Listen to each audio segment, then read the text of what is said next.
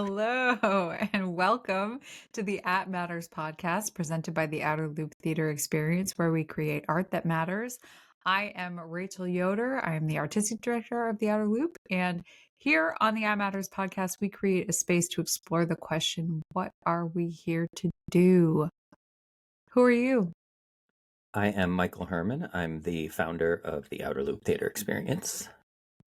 Who else is here? Hi, I'm Melissa Wilson, and I am the marketing director, InterEnso facilitator, and also the producer of the podcast. Amazing. Amazing. Gang's all here. The gang's all here. And as everyone who listens to our podcast knows, we like to start off with a game called Five Things. And we're going to jump right into it because everyone by now knows how this works. Because they're such fans. Because they're such huge fans. They don't need the explanation or the rules of the game. That's right. So my category for you is five things that you've seen theater for social change impact, cause to change, act. Yeah. What? I feel like you phrased that weird. Five things that I've seen, I mean. like five changes that I've seen as a result of theater for social change. Yes, very easy. Oh man, they're like all going to be ours. Great. There's now a hospital in a village where there wasn't because of theater. For social change. Oh, cool. There are now toilets in where there weren't any at a school in Tanzania because of theater. There is now a community market where there wasn't one because of theater. I'm just on a roll. I'm just gonna keep doing ours. Oh, okay, cool. There are now wells where there previously were not wells or access to clean water because of theater. And soon there will be an irrigation system to help combat drought on farms in a remote village in Tanzania where there wasn't one because of theater.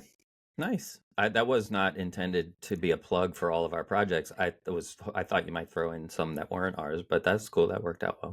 Yeah, I mean, if you gave me more time to think, but the whole point of the game is not thinking, and those are the first five that come to mind. Great.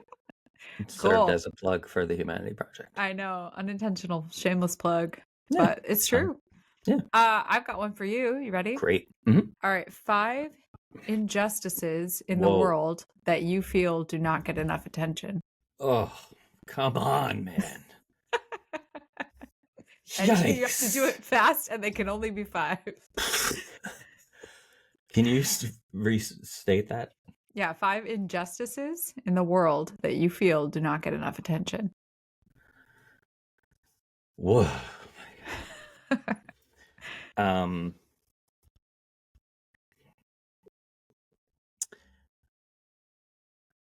The way humans treat each other.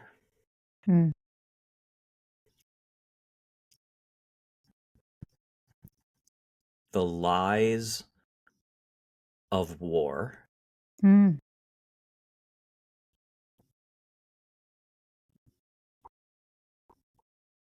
patriarchy.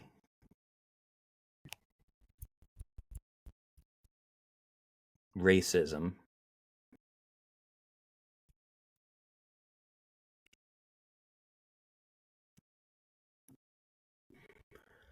Yeah, division and labeling.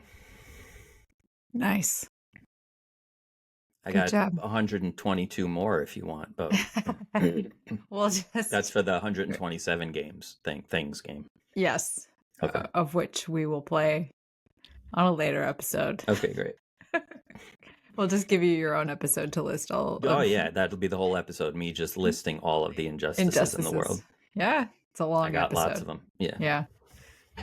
Well, that is a good transition into what we'd like to talk about today, which is theater for social change. And particularly we want to talk about how what we're trying to do with our 24-25 season in this area. But I do want to just start with this question because I feel like, especially right now, theater for social change has almost become like a trendy catchphrase that people like to say, Mm. and doesn't always necessarily mean much. So, can you define, what you/we as a company mean when we say theater for social change? Like, what does that I entail? can, but I don't know that it's going to help uh, the problem you just raised, because I think the definition is pretty straightforward and simple. I just think, like a lot of other language in society these days, people just like to throw words around and virtue signal in ways. Mhm. So I don't know that I'm going to solve your problem of everybody liking to say it, but I will say that it's pretty. I mean, it sounds. I'm not joking. Yeah, it's theater that promotes change socially, but yeah, I mean, it's telling stories. Specifically, we mean it in this way: identifying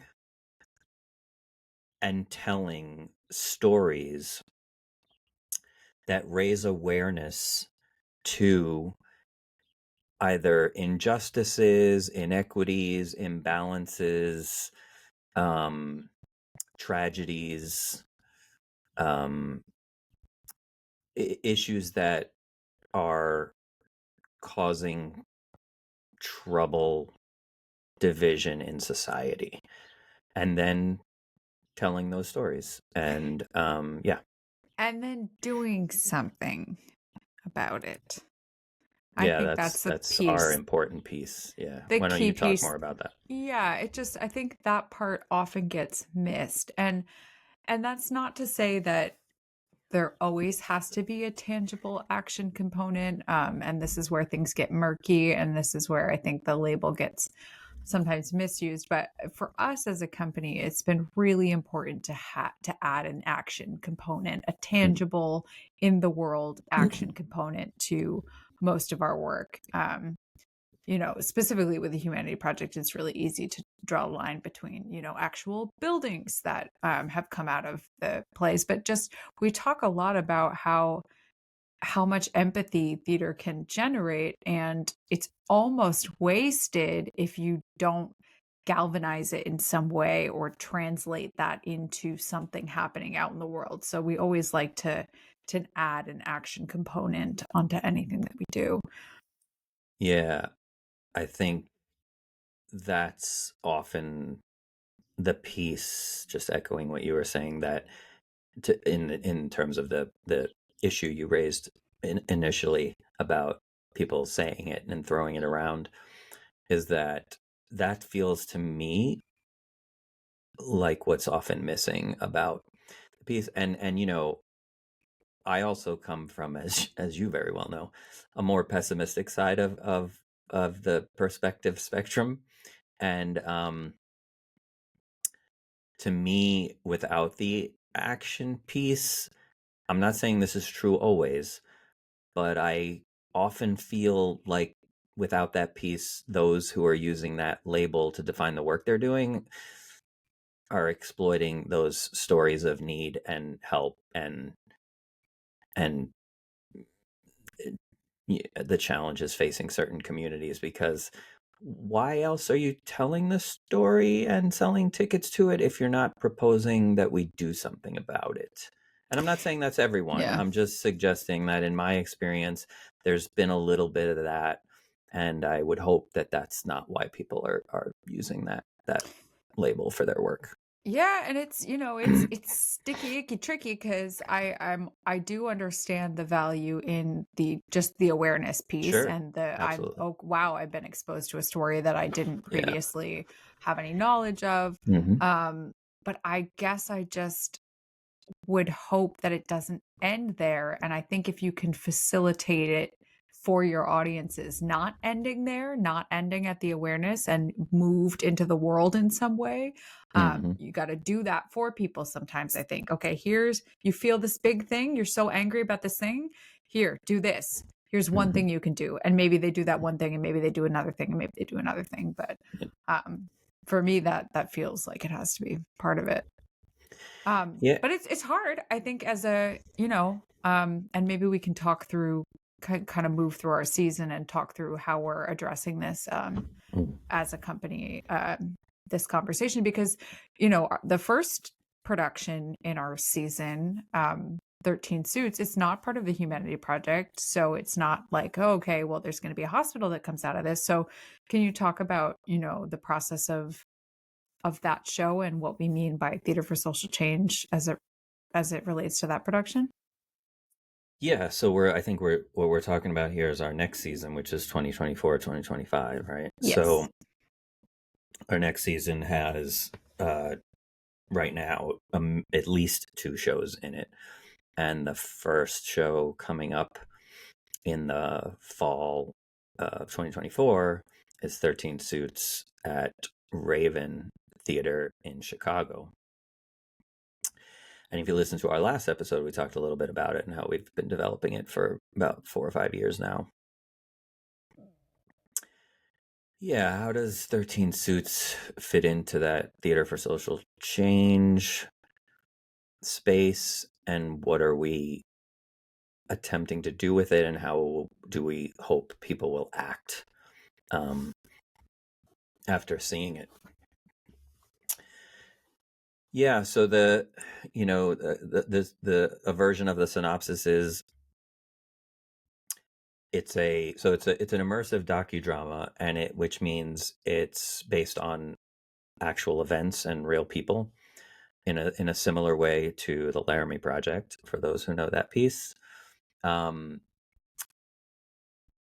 Mother loses her son at a young age to a hit and run drunk driver, and the driver doesn't ultimately really suffer any long-term consequences due to loopholes in the law and relationships in the justice system, and because of just how our system works sometimes, or doesn't work sometimes, there never seems to be, or seems to feel, for the family, for the community, for the universe, this rebalancing of, like, how do we now exist in the world after this tragic event?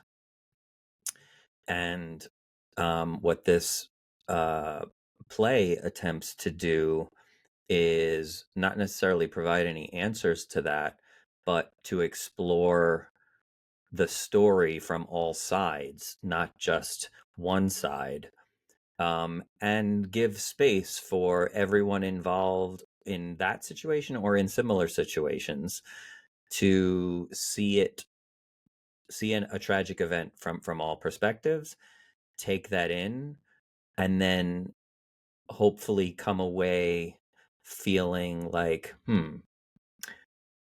I need to give some thought to my level of responsibility and accountability for the things that I do and say.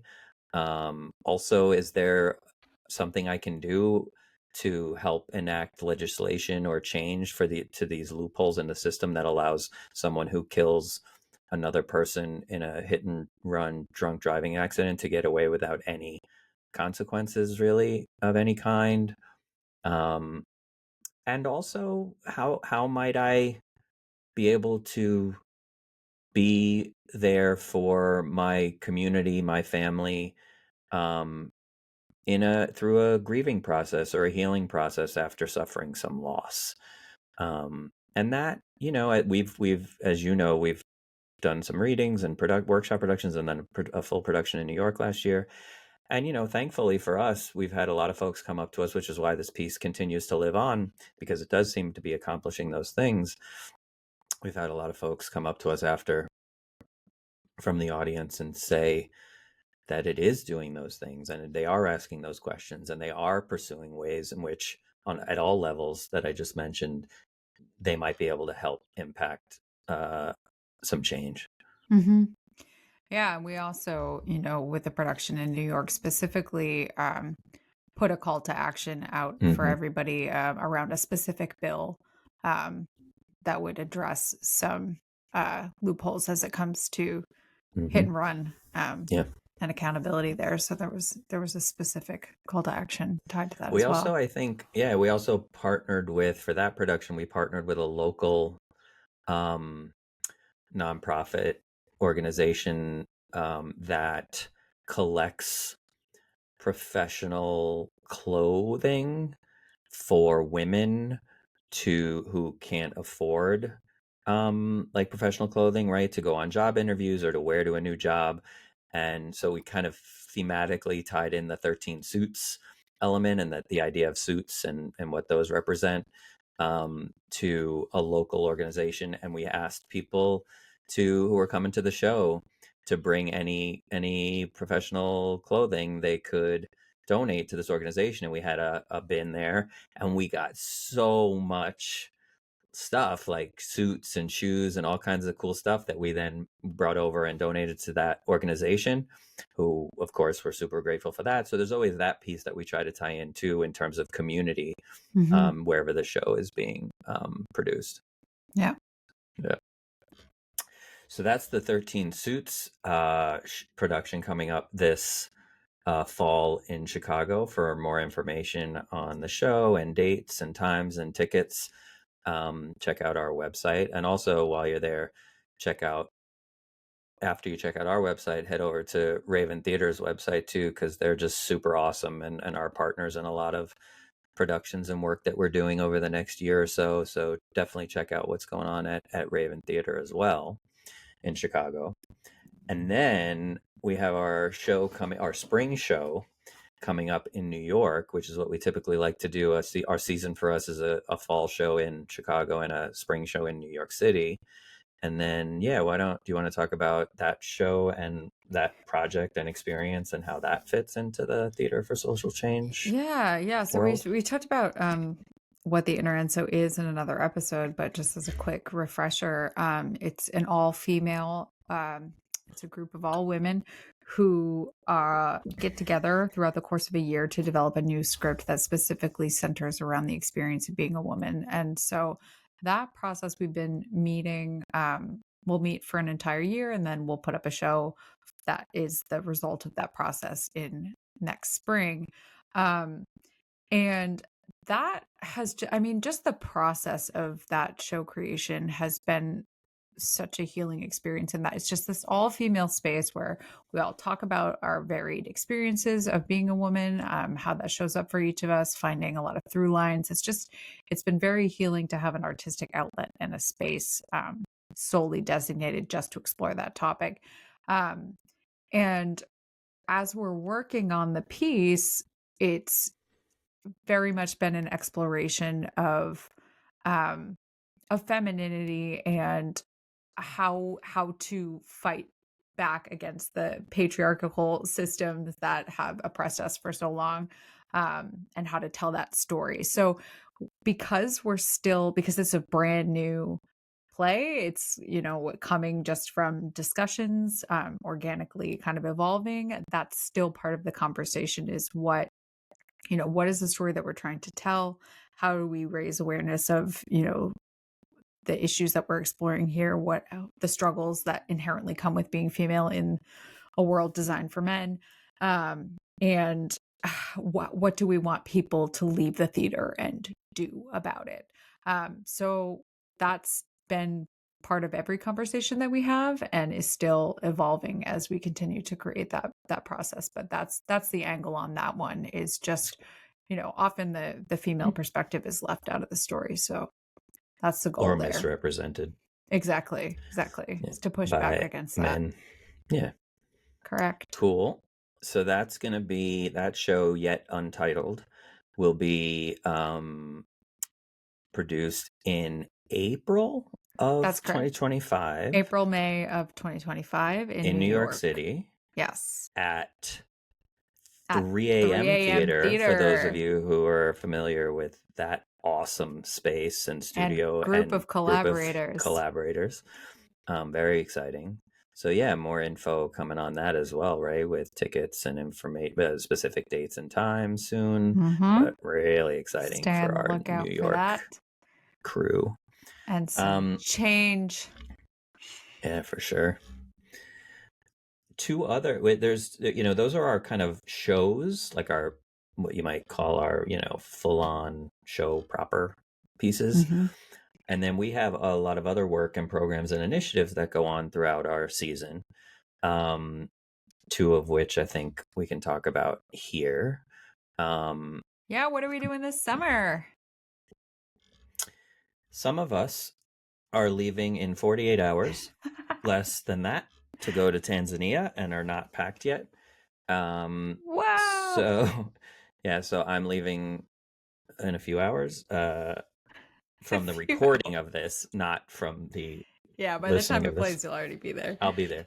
So yeah, we're going to Tanzania this summer, as we have done for the last 8 years, to work on our humanity project work, which is, as we've talked about previously, we use theater to enact actual real change in the world, whether it be telling a play about the need for a maternity clinic and then building a maternity clinic, or the same for a market, food market, and other projects. So we are leaving shortly for that. And the exciting thing that, in addition to our kind of traditional humanity project cycle and what we do, we're adding another project to the trip this year, which is shooting a feature documentary about the humanity project with an incredibly talented film team from France, Tiffany and Charles, friends of ours and collaborators, who are going to be coming along and not only shooting the documentary, but experiencing the whole humanity project trip and cycle with us. But adding that project so that when we come back in the fall, after kind of the post-production phase, we will have a feature length documentary about the work we've been doing for the last 8 years in Tanzania that we call the Humanity Project. And we'll obviously, once we have that piece, we'll screen it in all the cities we work in. We'll probably have some type of online access streaming to it as well, and we'll also be looking to shop that around to TV networks, streaming services, things like that. So that's another project coming up that people Yeah, can and look what's for. really exciting about that, I think, is just that we're hoping to have a wider reach Mm. to get the word out about the work that we're doing and the impact that we're able to have to increase our impact and be able to take on larger projects and do more Yeah, good in the community. So that's exciting. absolutely. So that's exciting. And then for those OG outer loopers out there, this is going to be exciting news, because a program, an initiative that we started many years ago in New York City, and was hugely popular in New York City. And then, if it was even possible, got even more popular during the pandemic when we did a virtual version of it, is coming back in Talk person. Hard is coming So, back. For Talk Hard's those of coming you, back. there are so many people probably who are listening who have been Who are part of like Talk Hard. jumping up and down We in their cannot wait. rooms Coming right back now. in person In in the person. fall. Where So is it what coming Talk back first? First is coming back to Chicago at Raven When? Theater in, is it October? Is that our first Yes. one? The first Monday of every month, starting in October. You can Yep. look forward to that. And what Talk Hard is a space for every type of artist, whether you're a visual artist, just spoken word, DJ, singer, songwriter, actor, musician, whatever it is, to share works in progress in front of a supportive audience. Just something that you're working on, just get up and give it a go.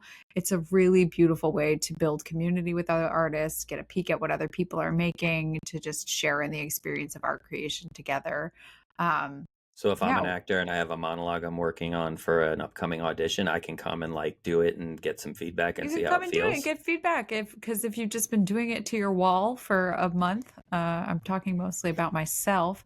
It's really good to do it in front of other humans and Yeah. just see how it's landing. Maybe get some feedback, or maybe not. Maybe you just need to be seen and heard. Or if you're working on a new song and you just want to play it in front of some other people. And the most exciting part is that we always like to leave we program, about 8 artists we curate for the night, And then we like to leave a few slots for open mic as well. So if the spirit kind of moves you, if it's like, oh, actually, wait a minute, I do have this poem that no one's ever heard, and maybe I'll just get up and say it and be brave. That's one of the most beautiful things about Talk Hard that Which happens. that always happens. Yeah, It does it's always like that's the happen. coolest moment when we finish everyone and we're like, has anyone felt like throughout this they have a piece they want to work? And it's like 5 hands go up, and it's So just it's like, really cool. I've shared this Yeah, with anyone, but I've just been yeah, keeping it in the notes app on my yeah. phone, and I really just want to read it in front of other people. And then some of those things have then gone on to become plays, full They length plays have. that people have Yeah, done, like it gives people that boost yeah. that they need. Yeah. So the change we're hoping to enact there is to just encourage artists to keep making their art.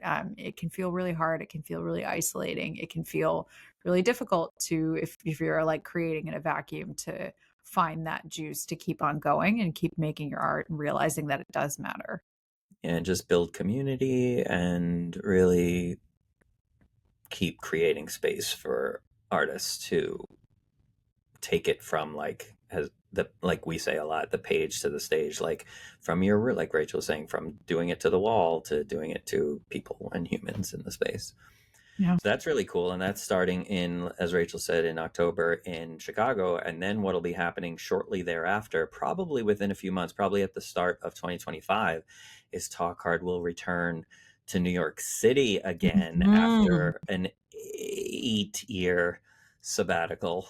New York audience, we are looking at you. We miss you. We miss you. There's going to be a return to the New I'm York area. specifically talking to Sergio, I think right now. I I'm would also love specifically talking to Sergio. Sergio, if you got a new play that you want us to work on throughout the course of a Talk Hard. Does Sergio have a new play? That's like, that question about does a bear do something in the woods? Yeah. Does Sergio have a new Pope play? Catholic? Yeah. Is the Pope Catholic? What's the other one we recently came up with? There was a It third was one that we're something like, oh, add it Tanzania to that. related. Yeah. It was Yeah, I can't remember. does a bush baby scream at night? Does a bush baby scream at night? Right. Like anyone who's been with us on that trip is like, that's the new, like, is the Pope Catholic, right? Yeah. Yes. Does a bush baby Sergio scream have at a night? new play? Does a bush baby scream at night? Right. The answer is but yes. Yeah, so coming back to New York soon, which also is an interesting way to talk as we're kind of coming to the end of this episode about what lies ahead for the Outer Loop over the next 6-9 months to a year, which is really exciting. And those of you who have been following our work recently probably have gotten a sense of this. But we, over the last couple of years as an organization, have been blessed with this period of extraordinary growth in almost every single possible area and level of running a small not-for-profit arts organization.